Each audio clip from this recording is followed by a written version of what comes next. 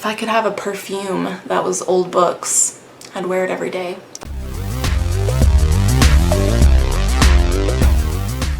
Hey, it's Sue in the restricted section. Sorry I was kind of AWOL last week. I didn't put a video up, and then Megan and I didn't put any joint videos up at the beginning of the week, which was my fault because I had a back injury and was laid up in bed for like over a week. I'm just now getting back to where I can function again in normal life. I was going to do my 25 bookish facts about me last week, but I couldn't, so I'm doing it this week. So let's go ahead and get into it. So fact number 1 is that The Owl and the Pussycat was my favorite book when I was a child, and I had it memorized to where I knew when to turn the page, and I tricked people into thinking I could read when I could not. And this was the actual copy from my childhood. It's definitely been well loved. It's missing the back and the last page. It's had some scribbles in it. And this is actually a poem by Edward Lear, but it was probably pretty amusing / maybe uncomfortable to hear me reciting this when I was a little kid, because one of the things that it says, if I can find it, is, "Oh lovely pussy, oh pussy my love, what a beautiful pussy you are," which amuses me now. But anyway, fact number 2, I would also memorize Dr. Seuss books when I was a kid. My mom would take me to the library, and I would always check out at least one Dr. Seuss book, and I would take it home and I would read it over and over and over again until I had it memorized, and then I'd go get a new one. Fact number 3, I got way too excited about the Scholastic Book Fair when I was a kid. If you haven't heard of that, I'm not sure if that's a thing that happens everywhere, but it's just a company that comes and has a book fair at your school. But I got like really pumped for that when I was a kid. I was like really into it. And that leads me to my next fact, fact number 4. This is the first book I remember getting at a book fair when I was maybe in kindergarten. I can't remember for sure. But it's Into the Land of the Unicorns by Bruce Coville. And I read this book over and over and over and over again. But for some reason, I think maybe I never realized, or maybe I didn't care, it's actually book 1 of a series of the Unicorn Chronicles. Never read the rest of it. I just reread this one book over and over again. Maybe I'll read the rest of it sometime now as an adult. Fact number 5. The only book that I ever recall having a dream about is The Magician's Nephew by C.S. Lewis. And if this was when I was like in 5th grade, was when I read the Chronicles of Narnia.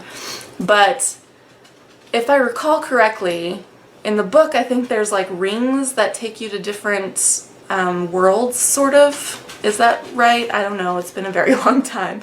But I dreamed that I had those rings in my barn at my parents' house, and that I could like go to different worlds. It was bizarre. Fact number 6. The first movie that I ever saw in theaters was the first Harry Potter movie when I was in 7th grade. I was like 13 when I first saw a movie in theaters, unless you count a drive-in, because I did go see Twister at the drive-in when I was younger than that. But in an indoor movie theater, it was Harry Potter, and it was a reward. I got to go during school because I was a top reader in the accelerated reader program. But somewhat ironically, I actually had not read the Harry Potter books, and so I kind of didn't give a shit about it, but you know, I got to leave school, so that was cool. Fact number 7.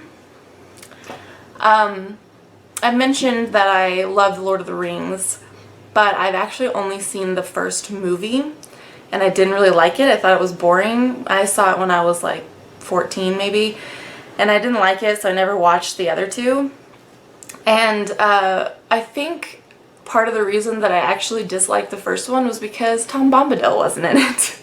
And I loved Tom Bombadil.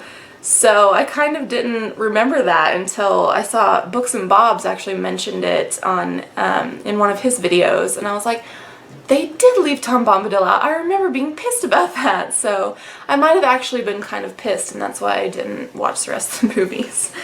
Fact number 8, kind of a book confession.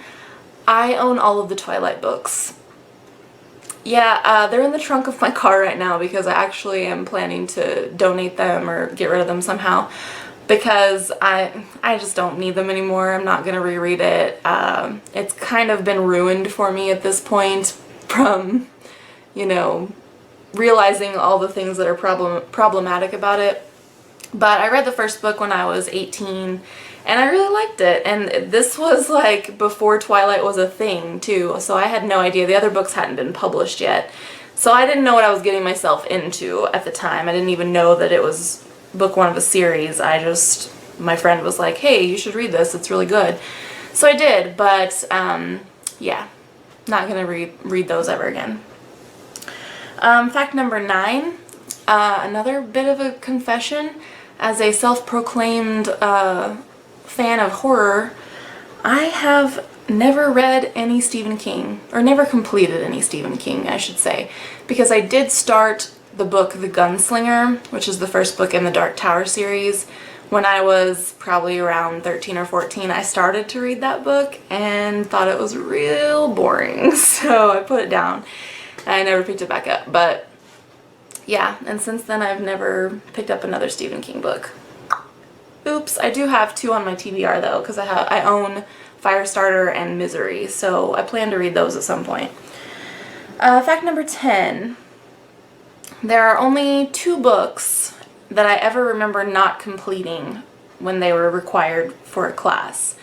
And I still have both of them. The first one is Zen and the Art of Motorcycle Maintenance by Robert M. Pirsig. And I was supposed to read this for a high school philosophy class, and I read 3 chapters and I told my teacher that I hated it and I wasn't going to read any more of it.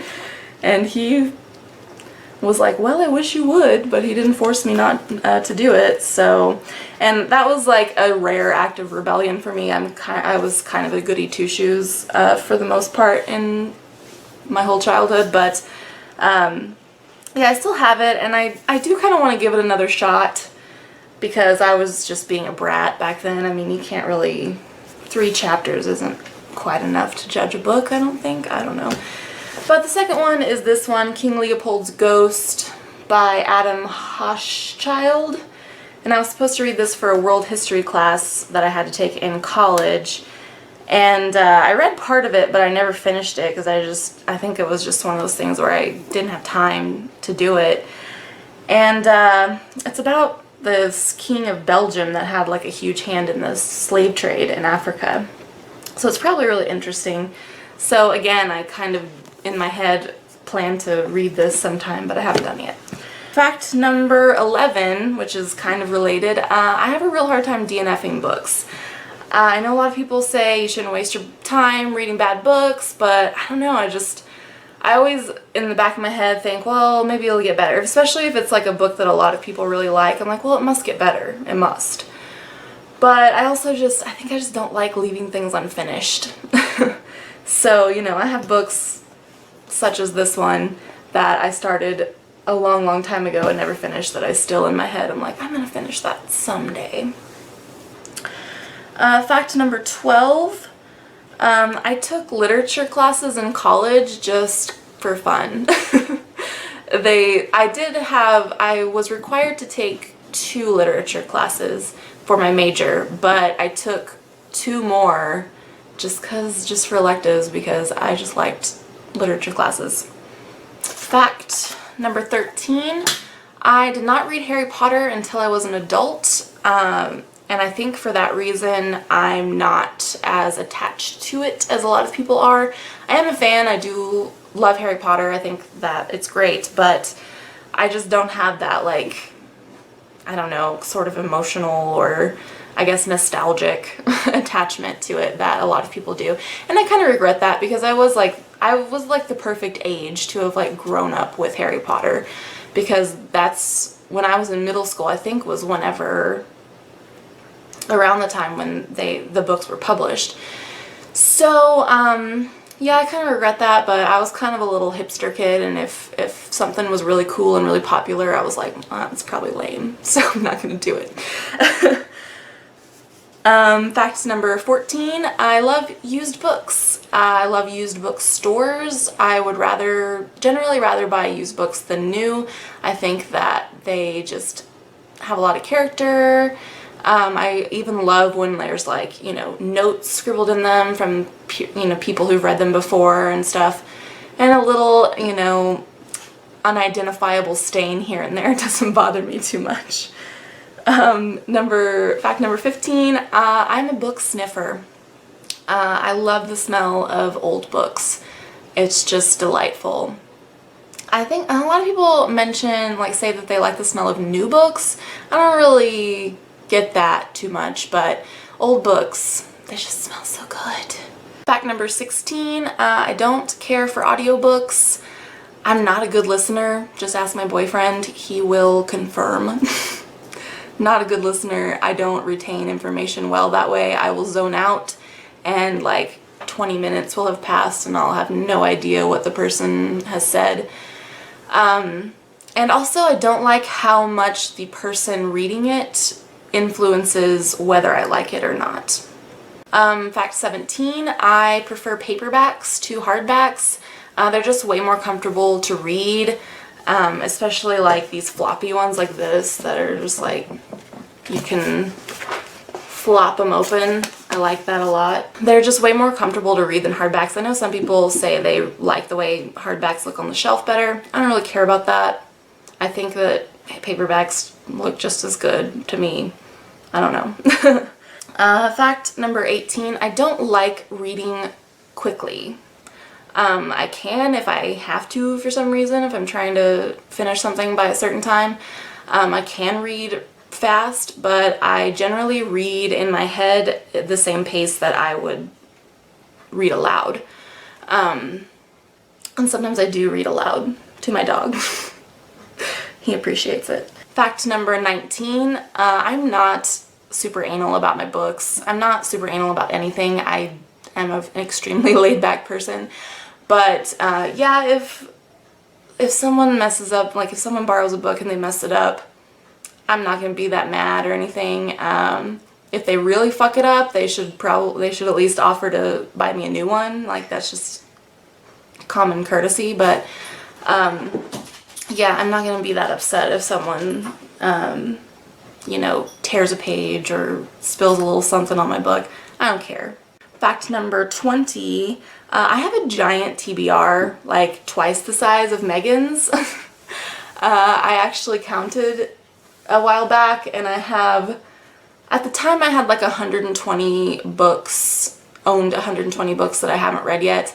I think the number has grown because I think that might have been before that huge library sale we went to. So yeah, I have well over 100 books on my TBR, but unlike Megan, it doesn't really bother me. I don't care. I'll get to them eventually. And fact number 21, which might be kind of related to this, I've always wanted my own library in my home. Not in this home because I rent this home, and so, that would be silly, but I think that's part of why I don't mind owning so many books that I haven't read, because I kind of am like subconsciously, I think, collecting books for my future library. Like if I had been Belle in Beauty and the Beast, as soon as the Beast showed me that library, I'd have been like, I'm yours. Take me. Fact number 22, if I see a movie and I really like it and it was based on a book, it makes me want to read the book more because the book's always better, right? But if I read a book and really like it, I'm not that motivated to then see the movie based on that book, because what's the point? And you might have gleaned that I'm not much of a movie buff. I don't get excited about movies pretty much ever, so. Fact number 23. I like reading laying down a lot. I don't always do that. I sometimes, you know, just get real comfy sitting on my couch and read. But I do like to read in bed sometimes. I read somewhere once that if you like to read laying down, that it means you're like more right-brained or I think right-brained. I don't remember. I don't know if that's true, but yeah. Fact number 24, I tend to avoid series. It's just, I don't know if it's like the commitment level where, you know, how much time am I gonna have to put into this? If I like the first book, that doesn't mean I'm gonna like the last book, you know? I don't know, they just kind of, I think maybe they kind of intimidate me a little bit for that reason. I don't know, I'm just not that into them. I'd rather read a standalone. And lastly, fact number 25, I get my love of reading from my mother. She's always been a pretty avid reader. She took me to the library all the time when I was little, before I was in school, and also during the summer. And she read to me a lot when I was a kid. My dad is not a reader. He, I don't think I've ever seen him read a book, but yeah, my mom reads a lot, and so that's where I get my love of reading. So that's it. That's my 25 bookish facts about me. Since I'm able-bodied now for the most part, Megan and I should have some videos for you next week with both of us, and Megan will have a video up tomorrow, so stay tuned for that. Yeah, as per usual, there'll be information below where you can find us other places online. If you haven't subscribed, think about it. And thank you for watching, and I'll see you next time. Bye.